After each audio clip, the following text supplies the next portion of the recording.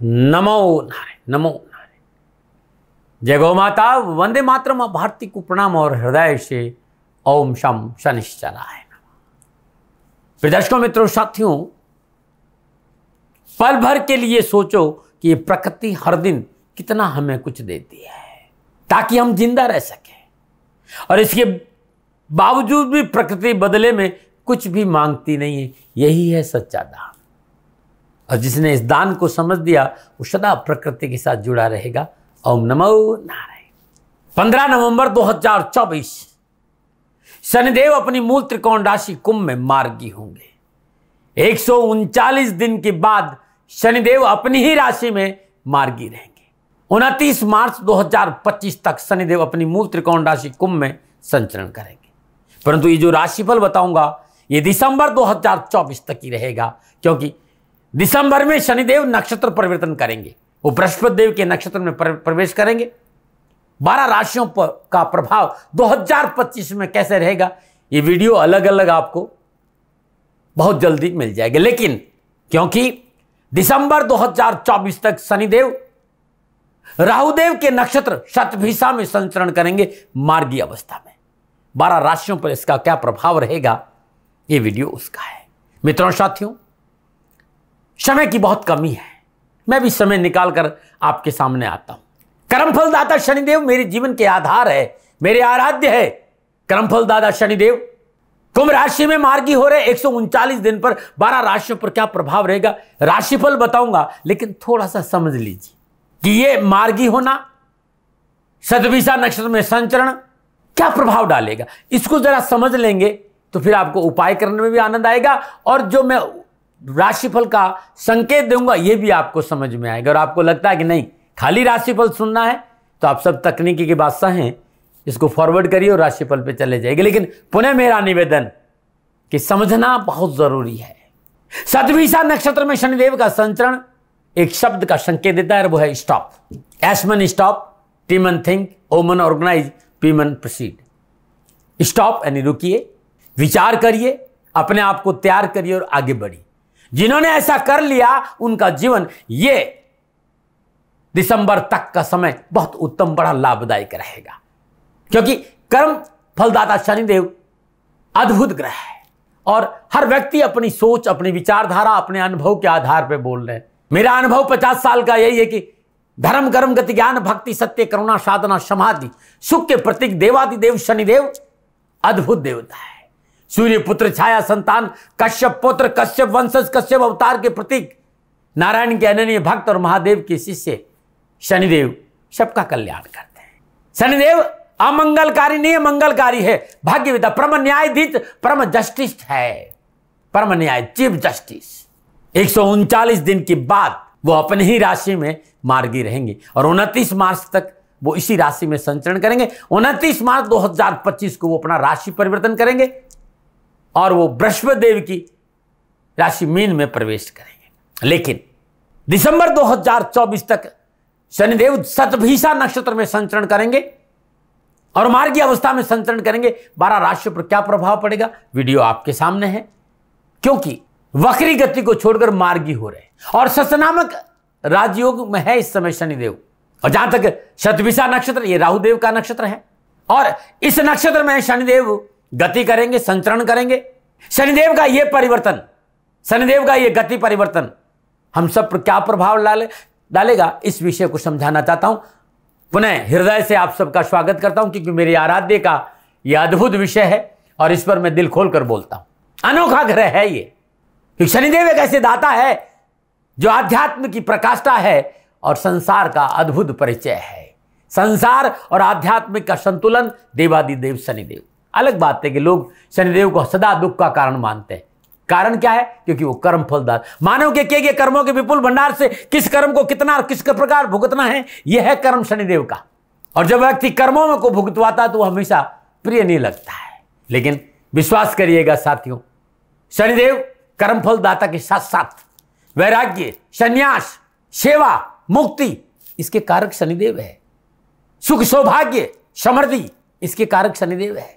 कर्म के दाता के साथ साथ कर्मों का जो भुगतान है ये भी शनिदेव करवाते हैं। शनिदेव का यह गति परिवर्तन यह स्थिति राशि और नक्षत्र पर निर्भर करता है, क्योंकि 15 नवंबर को वक्री गति को छोड़कर वो मार्गी गति में आएंगे। तो मार्गी गति में क्या परिणाम देंगे, और इसमें 12 राशियों के लिए मैं विस्तार से बताऊंगा भी, और मैं उपाय भी बताऊंगा आपको। शनिदेव मार्गी होंगे 15 को। वक्री क्या, यानी पीछे जाना, रेट्रोग्रेड मोशन।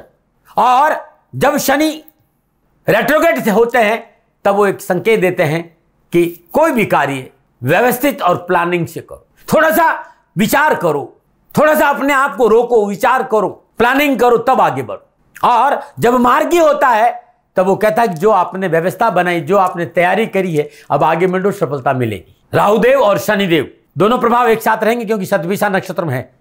तो साइंस और टेक्नोलॉजी, कम्युनिकेशन, व्यवसाय, लॉ एंड एडमिनिस्ट्रेशन, दवाओं का व्यापार, philosophy, social media, metal, mineral, real estate, इन सब क्षेत्रों में विशेष कुछ न कुछ लाभ और सफलता का संकेत है। 27 दिसंबर को पूर्व भाद्रपद नक्षत्र, यह बृहस्पति देव का नक्षत्र है, उसमें प्रवेश करेंगे। तो 15 नवंबर से लेकर माह के अंत, वर्ष के अंत तक शनिदेव 12 के 12 राशियों पर क्या प्रभाव डालेंगे मैं विस्तार से बताऊंगा। शतभिषा नक्षत्र राहुदेव का नक्षत्र है।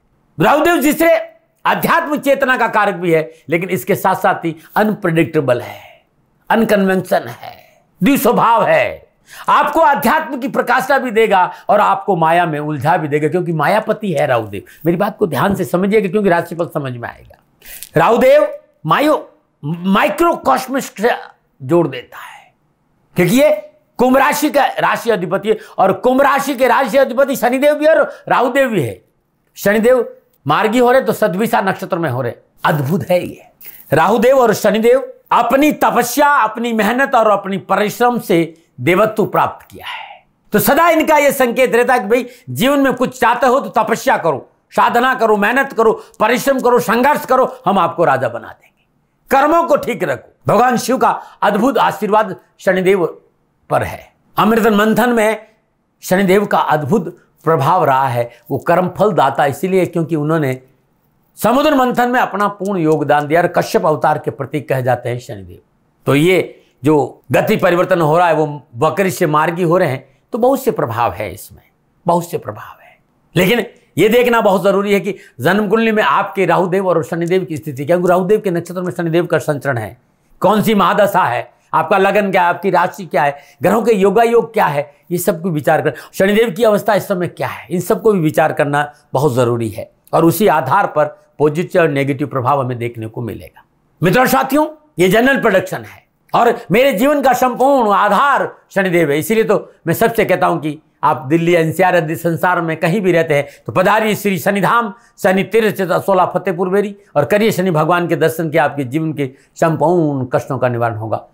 छतरपुर मंदिर से आगे, यानी छतरपुर मेट्रो स्टेशन से उसे 4 किलोमीटर आगे असोला और फतेहपुर बेरी के अद्भुत पावन भूमि में ये शनि तीर्थ क्षेत्र है। मेरी तपोभूमि भी है। खाली दर्शन कर लोगे तो कल्याण आपका होगा। शनिदेव 2024 दिसंबर माह के अंत तक शतभिषा नक्षत्र और कुंभ राशि में संचरण करेंगे।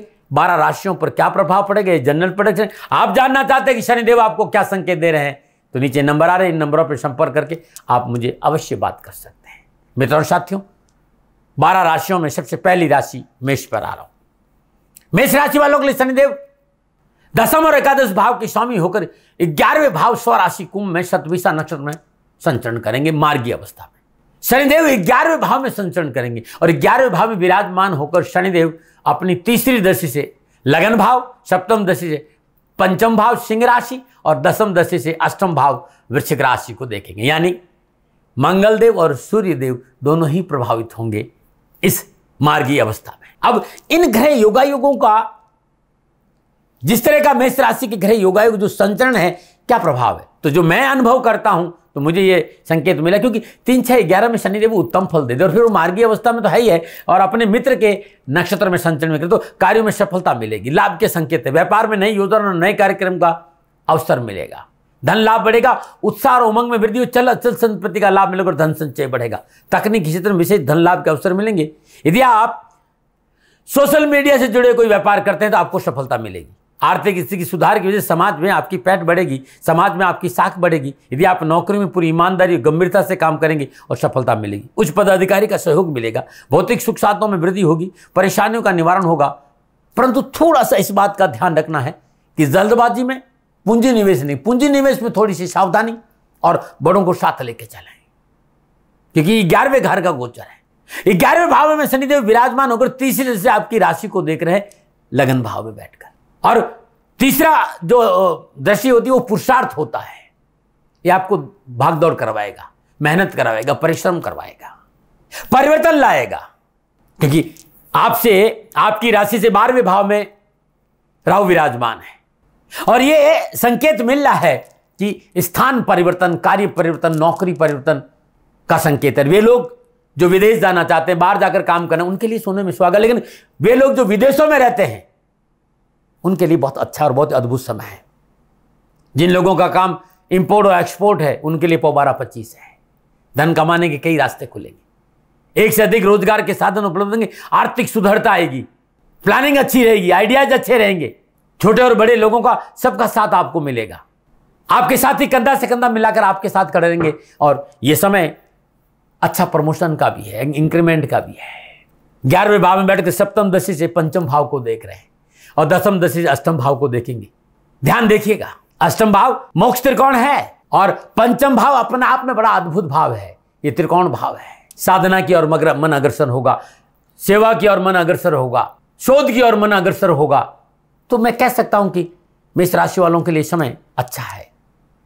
यदि आप किसी काम में है, चाहे आप रियल एस्टेट में है, चाहे जमीन में है, चाहे व्यवसाय में है, चाहे माइनिंग में है, ऑयल में है, गैस में है, एग्रीकल्चर, मतलब कोई भी व्यापार में है, आपको सफलता के उत्तम अवसर मिलेंगे। समय बहुत अच्छा संकेत है। जहां तक परिवार की बात है, मेष राशि वालों के लिए शनिदेव का ये गति परिवर्तन पारिवारिक और सामाजिक दृष्टिकोण से शुभ रहेगा। पारिवारिक वातावरण को रहेगा, पारिवारिक रिश्तों में प्रगाढ़ता आएगी, परिवार के लोग हर स्थिति में आपके साथ खड़े नजर आएंगे, दाम्पत्य सुख में वृद्धि होगी, जीवन साथी का भावनात्मक संबल मिलेगा। माता पिता से तल्खी नहीं हो, इस बात पर थोड़ा ध्यान देना होगा। आप युवा है, विद्यार्थी है, कैरियर, एजुकेशन, कामकाज, कारोबार, नौकरी के दृष्टिकोण से उत्तम और लाभदायक समय है। चाहे तकनीकी क्षेत्र हो, चाहे इंजीनियरिंग क्षेत्र हो, चाहे मैकेनिज्म हो, चाहे विज्ञान से जुड़ा हो, युवा और विद्यार्थियों के लिए यह समय लाभदायक रहेगा।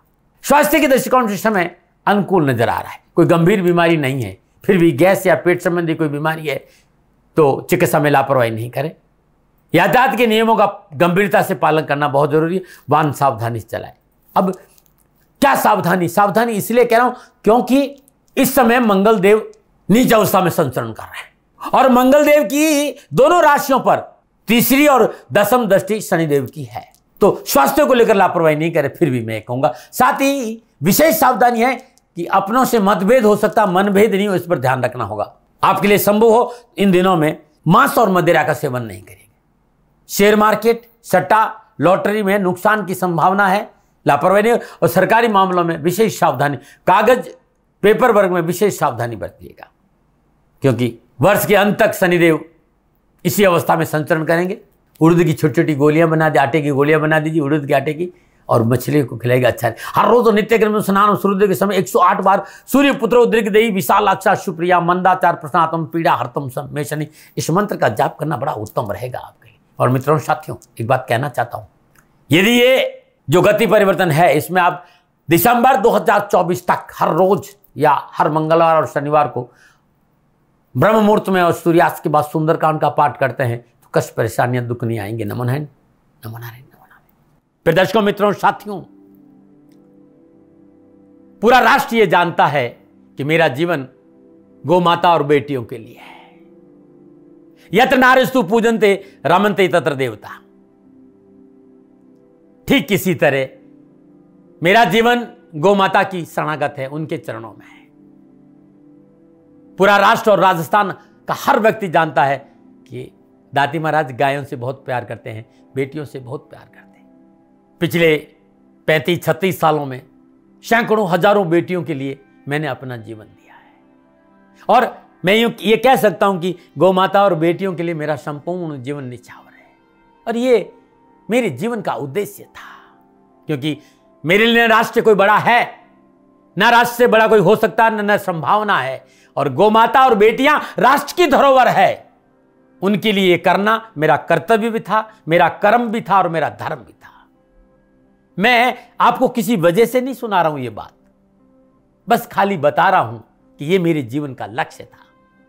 मैं अपने राष्ट्र की सेवा करूं, ये मेरा धर्म है, क्योंकि मैं इस राष्ट्र का नागरिक हूं।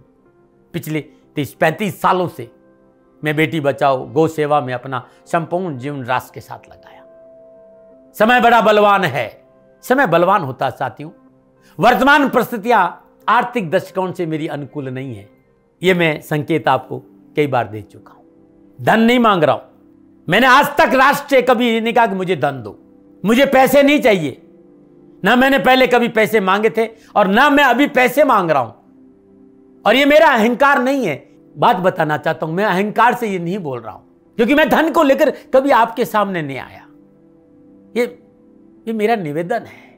हमेशा मैंने आप लोगों से कहा कि राष्ट्र की सेवा करो, मैं भी कर रहा हूं और आप भी सेवा करो। धन नहीं चाहिए, लेकिन वर्तमान आर्थिक परिस्थितियां मेरे को यह कहने के लिए थोड़ा सा मजबूर कर रही है कि शनिधाम गौशाला की गाय दुखी नहीं रहे, इसके लिए मुझे आपका सहयोग चाहिए। और सहयोग तब चाहिए जब मैं आपके लिए कुछ करूंगा, मैं आपके साथ खड़ा रहूंगा आपकी समस्याओं के समाधान के लिए, चाहे वो पूजा पाठ हो, चाहे ज्योतिष हो, चाहे ध्यान हो, चाहे योग हो, किसी भी रूप में आपको मेरे से सहयोग चाहिए।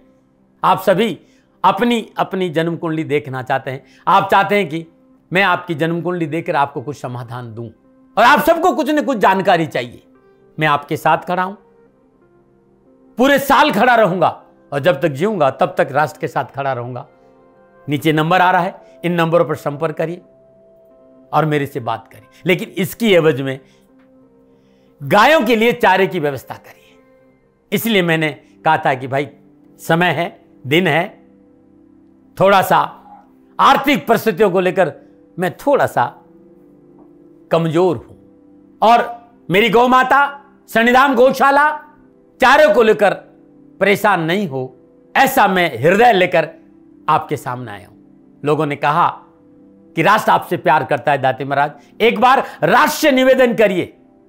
मैं फिर कहना चाहता हूं, मैं धन नहीं मांग रहा हूं, और ये मेरा अहंकार नहीं, मेरी विनम्र प्रार्थना। साथियों, मेरा राष्ट्र सर्वोपरि है।